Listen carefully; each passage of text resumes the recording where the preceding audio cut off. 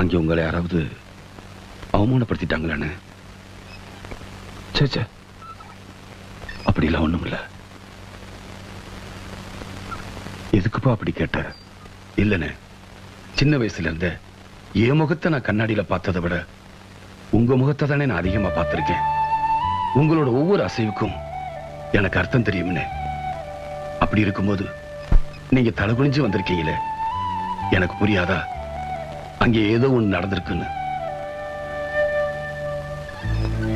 ஒன்னு சொல்றேன்னு, நீங்க தலை குனிஞ்சுதான் கௌரி எனக்கு கிடைப்பானா?